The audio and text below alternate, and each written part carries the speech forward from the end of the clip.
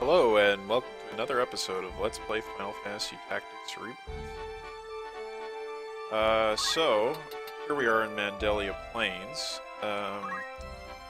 Came all the way over from Limbury, and actually visited Dolbadar Swamp, and did a random encounter there where I picked up a couple of elixirs from poaching, got them in Border Trade City.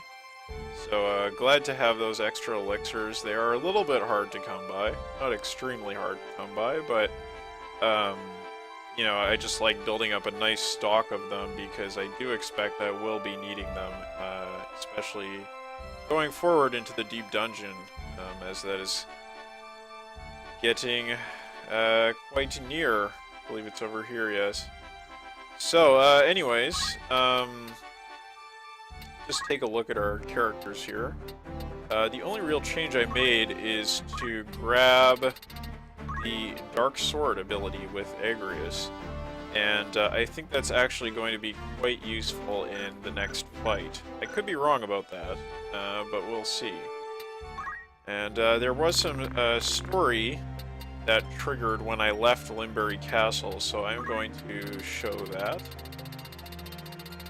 You're all caught up. What's going on? It's quite a long scene, actually.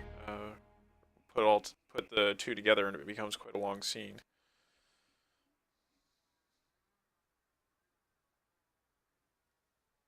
But also some very good cinematics.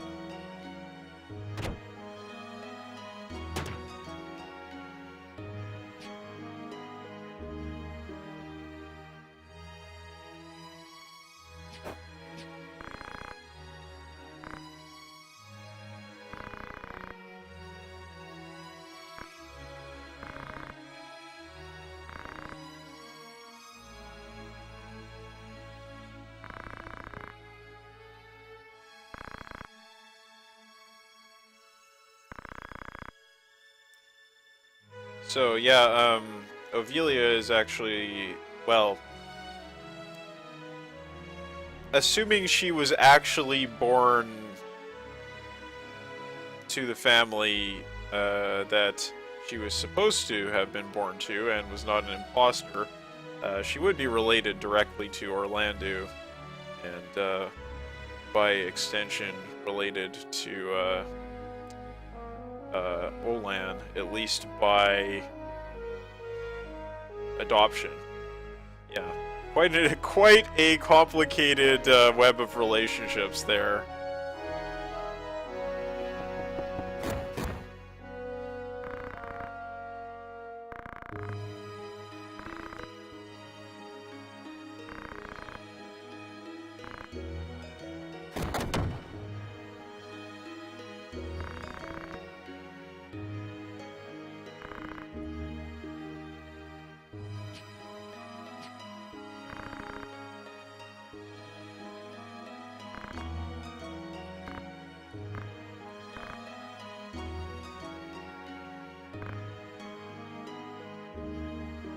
Delita has changed into his new lordly robes.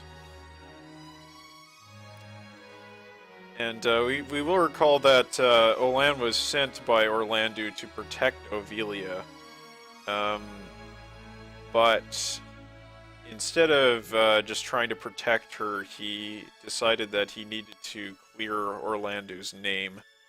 Because he couldn't, perhaps, I mean, this is just supposition, but you know, he probably couldn't bear the shame or the thought that Orlando's name would be stained in the eyes of the royal family, given the extremely high premium that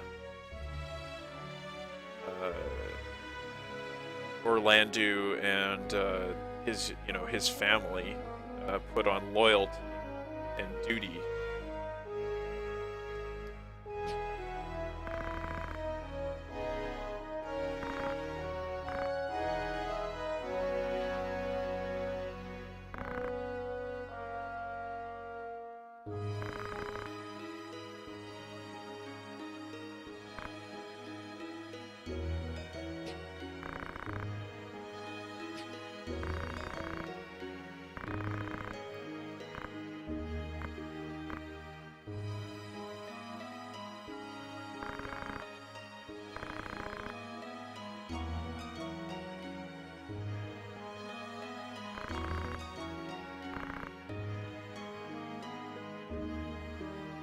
Velia remains torn between her desire to believe Delita and her suspicion that he's just another person using her.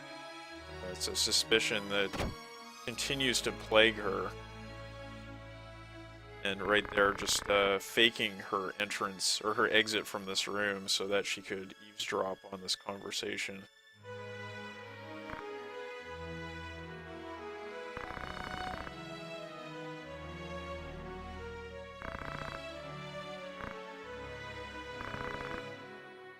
Yeah, if Olan hadn't barged in here, probably would have been welcomed to work under Delita, but he still assumed that that Delita was an agent of the High Priest, and therefore that he did need to defend Ovelia from him.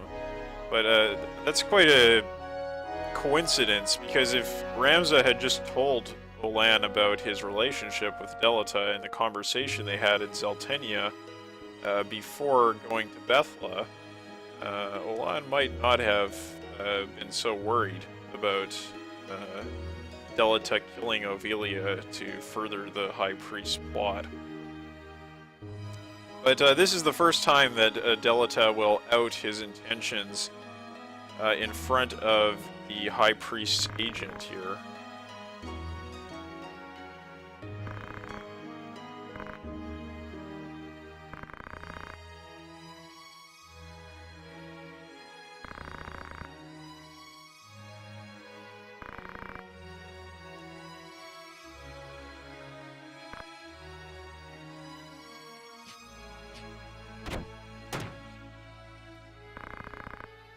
And I'm not all that clear about just what it is that Ovelia was upset about there. I mean,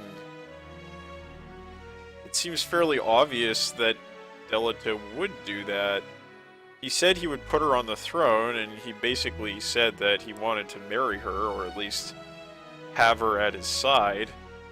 So, I mean, there's really no other way he could have gone about things, so it's not really clear exactly what she was getting upset about.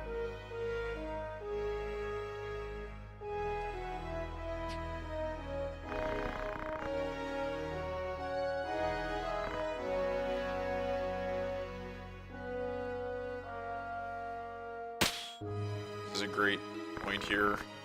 Come at me, bro.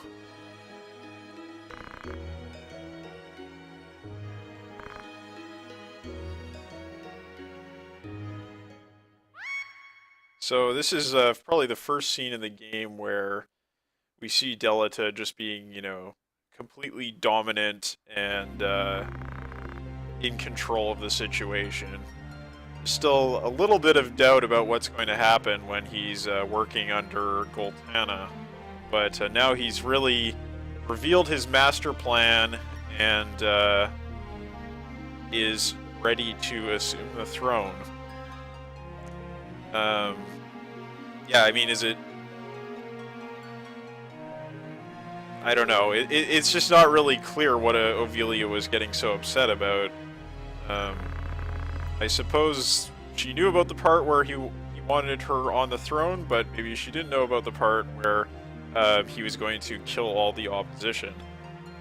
Although that would kind of be an obvious thing he would have to do to raise from the lower ranks of the nobility, you know, his impersonated rank all the way up to king of the land. You don't get to be king of the land without killing a few enemies.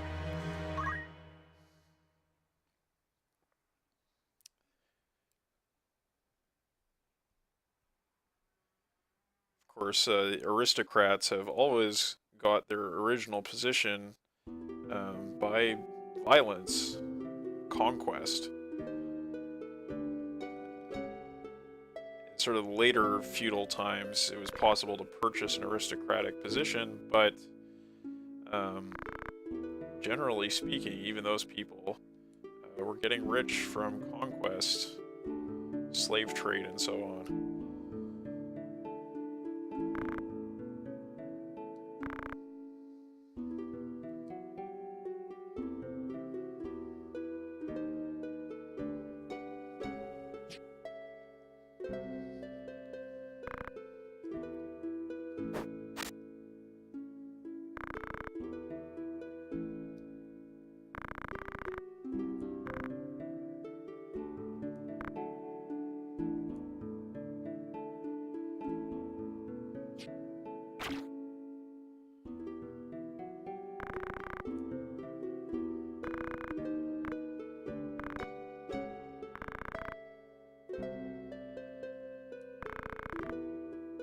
So, maybe you would consider this to be a little bit heavy-handed in terms of the narration, but I actually find it to be very, very effective.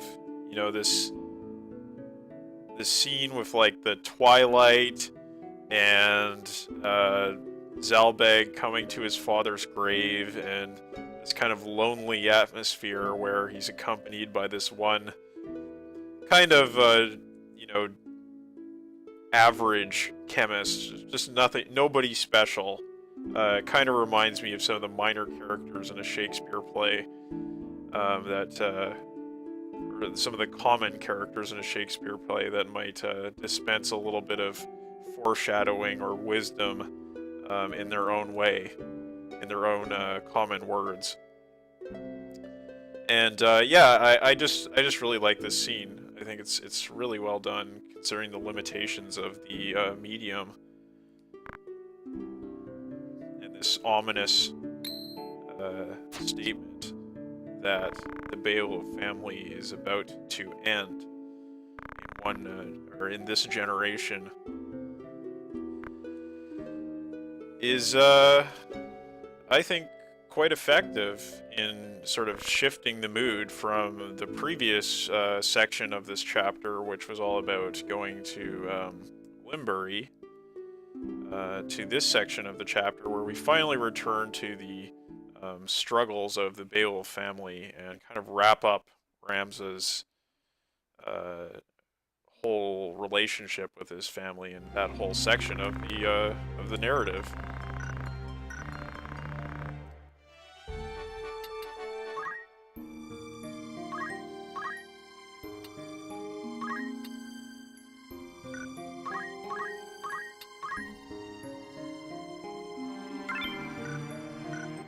So yeah, I guess one thing I would say is that Chapter 4 is a bit uneven in terms of the narrative, and because it is so varied and so long, but I do think that this section in particular is very well done. And I'm interested to see how the gameplay aspect of it works out now that we are ready to go to Igros Castle.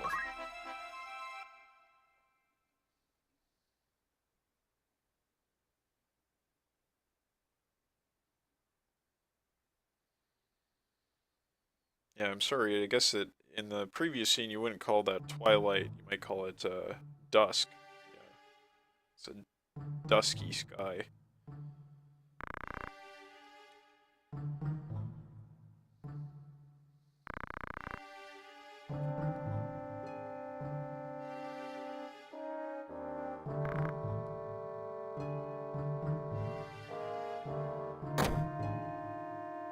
Rams obviously knows the way into the castle.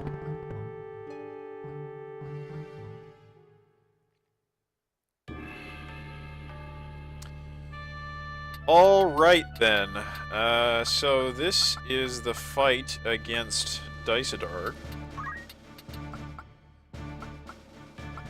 Trying to spoil too much, but I thought that much should be obvious given what we know about the church's machinations and his acceptance of the Holy Stone. So we got, characters are ready, as far as I can tell.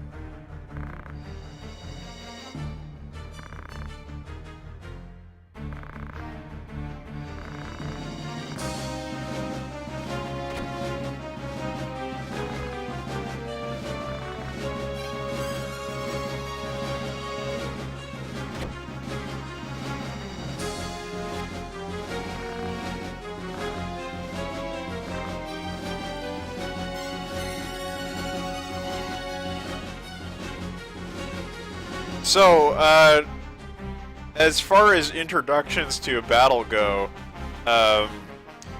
this scene is tremendously effective, with, like, you know, the kind of short, pithy lines and then the really fast camera pans. And then it all gets ruined by that stupid translation mistake, which can't make you kind of, or which can't help but break the mood. Defeat Dysadarg's elder brother. Well, no, obviously it's Ramza's older brother. Or elder brother. It's not Dysadarg's brother. Or elder brother. There is no elder brother to Dysadarg. Alright, so Dysadarg is still a Loon Knight, as opposed to a Lunar Knight, like Igros. And, of course, Zelbeg is an Arc Knight, but we can't really see what his status is, unfortunately. I would like to see what kind of abilities and stuff he has equipped in this mod, but that's not going to happen just yet. Or if ever. Alright. So what I would like to do with Igros is use the Mana Drain ability on Dysadarg. But I don't think I can do that because I don't have enough range. I really should have given her move +1 and movement item. Sorry, not one. Yeah, it's 3. So choose here. 1, 2. Yeah, won't be able to reach. So instead, we're going to go after these knights.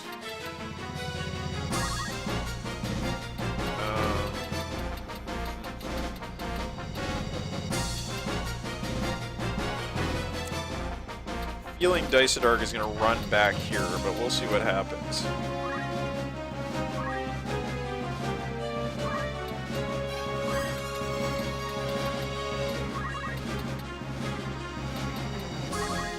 So that's a big mistake on my part. Could have hit both of them if I had just been a little bit less reckless. I don't think I can hit this guy. Oh, I can hit him with Crush Punch. Okay.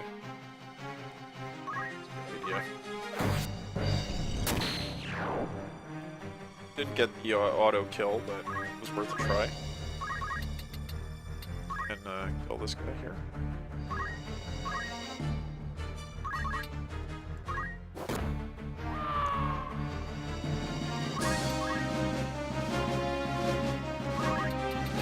And I'm gonna move her over here, and I'm just gonna wait because I don't want her transparent status to wear off.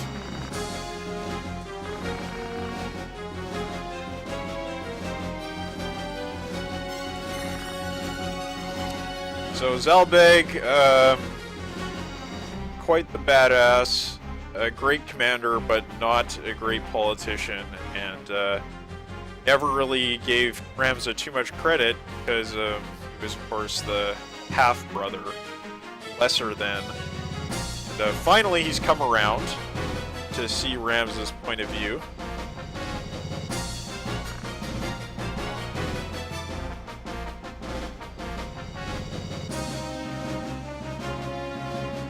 Okay.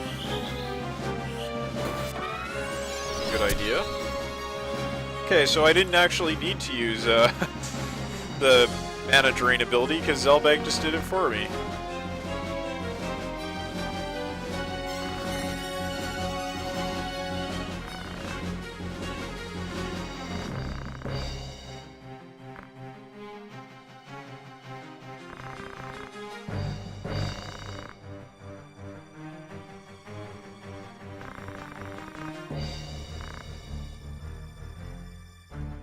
So, Dysadarg is very much of the Delita camp, or Delita school of political thought.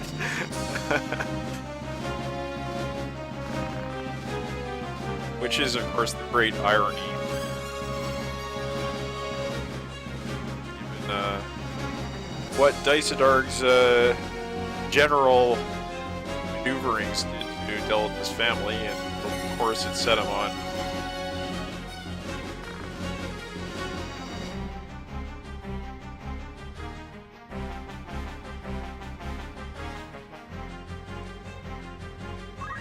Oh yeah, Mito.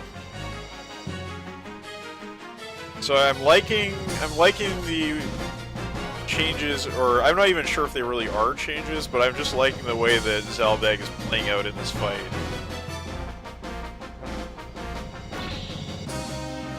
Cool.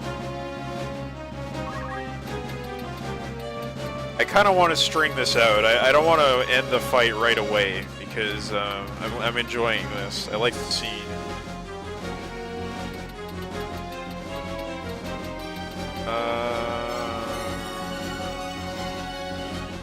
I'm trying to think of what I want to do here. Number of options. So I think I am going to use Cheer Song.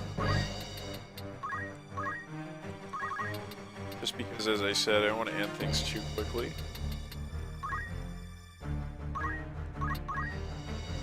And go up here with Rad.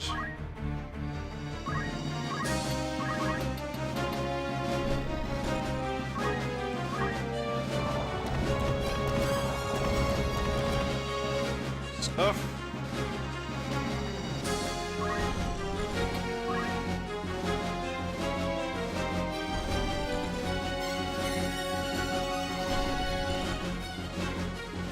Okay.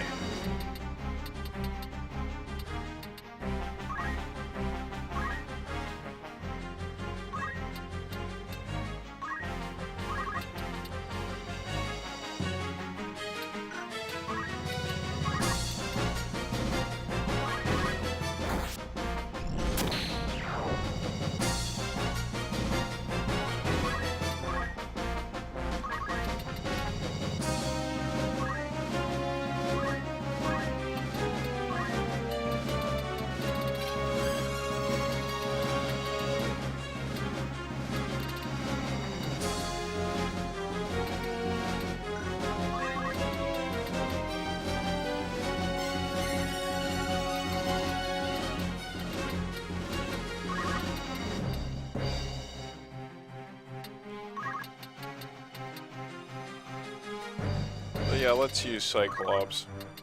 Why not? Do it here? Nah. Let's go after Dysadarg.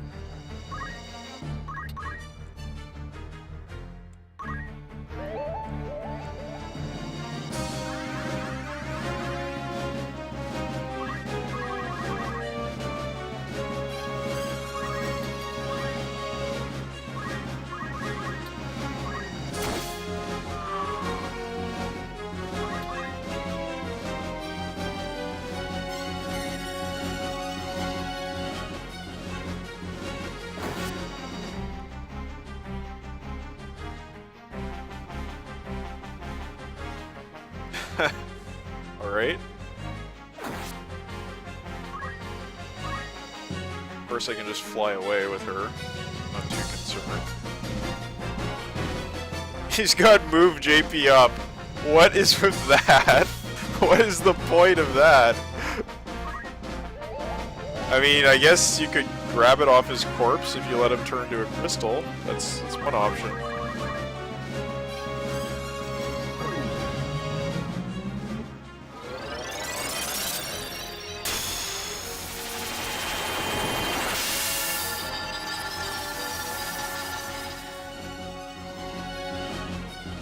So he's got a fair amount of HP.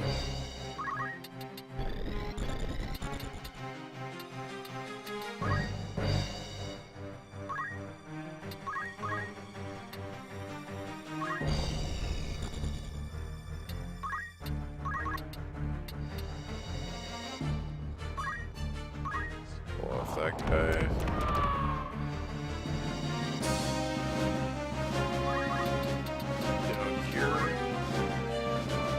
I can't remember if the Adrammelk fight is like the Y-Graph fight and that you just do it continuously, or if it's broken up into two sections here.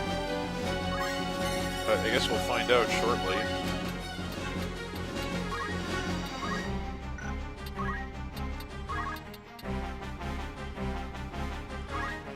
Excuse me. No! Yeah, Daisadark has a fair amount of life. But the fact that Zalbag has that magic rune ability basically makes him kind of a joke.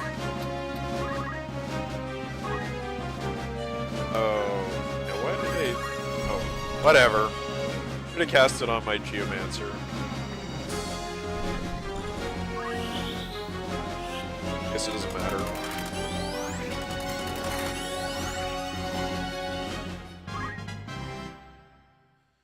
Okay, so does he have anything interesting to steal, maybe? Let's see.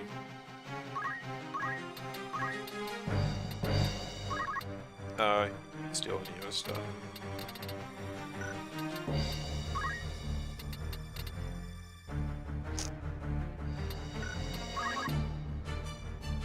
Counter magic, so he's not going to counter against us.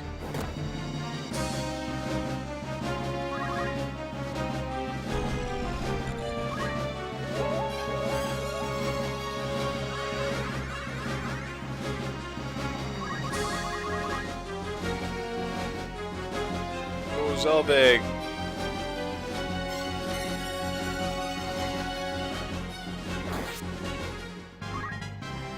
Okay, so that's... Oh, no. I'm done.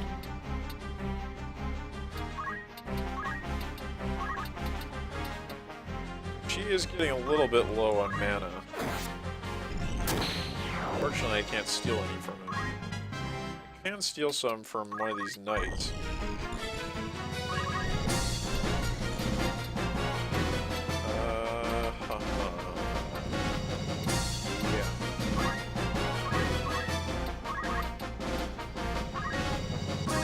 Or I could just use it high ether.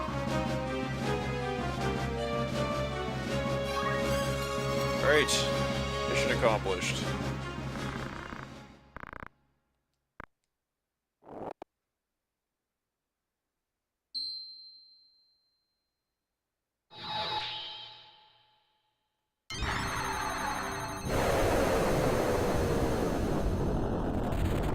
So this is all according to Vormav's plan, no doubt. Alright, here we go. It's a real fight.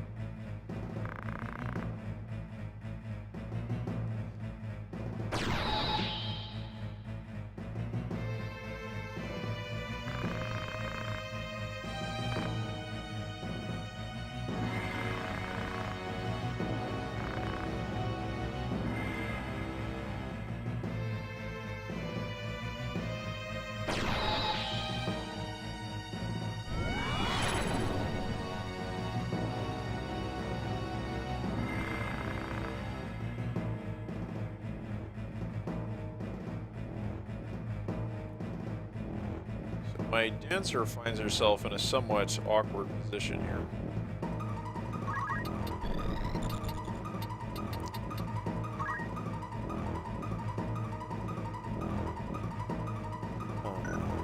No, I don't. I want to go over here.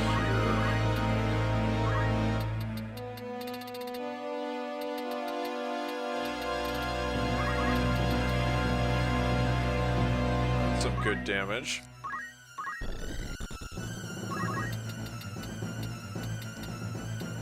And I don't think I can shoot Adramilk from any distance.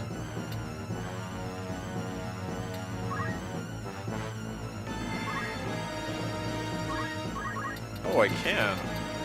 Nice. Do I want to give my characters mana, or do I want to shoot Adramilk? I think I will shoot him.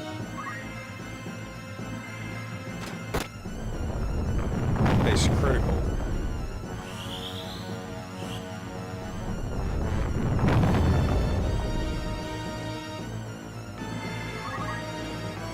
So what is she going to do? Definitely can't steal anything. And I don't think attacking would be a good idea because he's crit. Or sorry, he has counter. So I'm just gonna run away. And I will use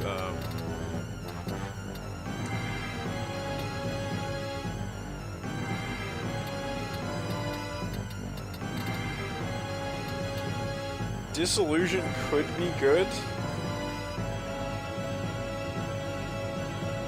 Slow Dance could also be good.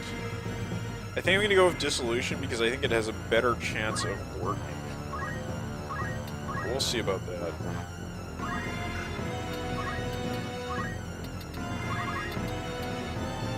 And he's actually up on mana now, so I could possibly drain mana, but I'm not gonna do that right away. Those both have the same, and this has a chance to silence. Okay. And I'm just going to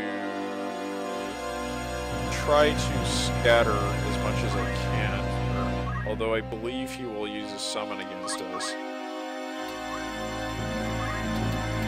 Just a wild guess.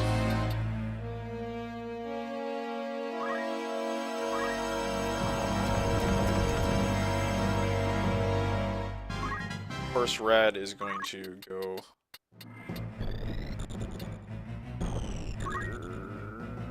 Oh, let's go. Well, yeah, I think that's better because it makes us further apart.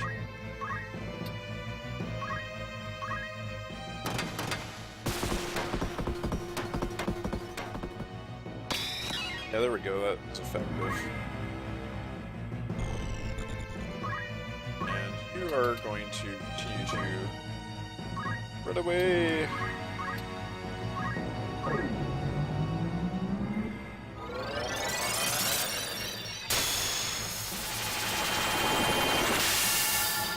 So,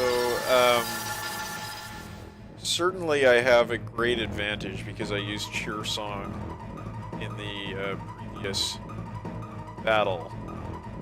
Okay. Sure. Works for me.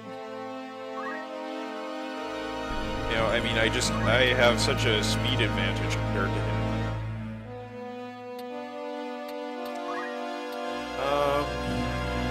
Let's see. Okay, so I still have enough mana to keep doing this. Big damage.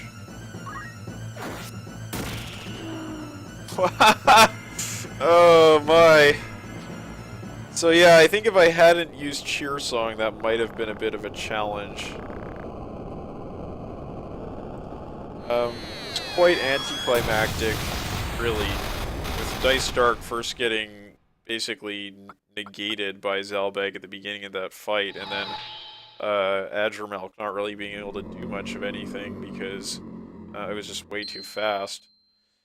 I don't really know what the mod creators could have done to make this fight harder, given that there is that you know, continuous battle. So I guess if you didn't go through with a bard, this would be quite a bit harder. I'm pretty sure Azramelk would do some serious damage. So there you go. Ramza, in this case, actually, in some ways, transcends the demands or the wishes that his father stated on his deathbed. You know, one of the things he was supposed to do is to bring honor to his name, and you know, here Ramza has decided that names don't matter. You could say that it's one side of Balbain's legacy triumphing over the other side.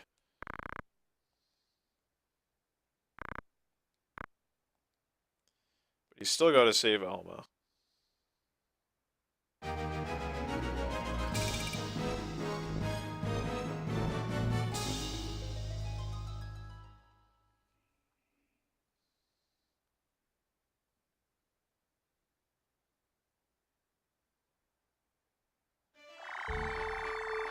Alright, we have now completed Igros Castle. Just going to quickly save here. And I want to check. So, Cloud didn't show up for us there. I'm going to look into that and see what do I need to do to get him. There's not like a rumor thing at the bar or anything, is there? No. Proposition. Oh. Maybe it's this thing? Oh no, wait. That's not the right volcano, is it?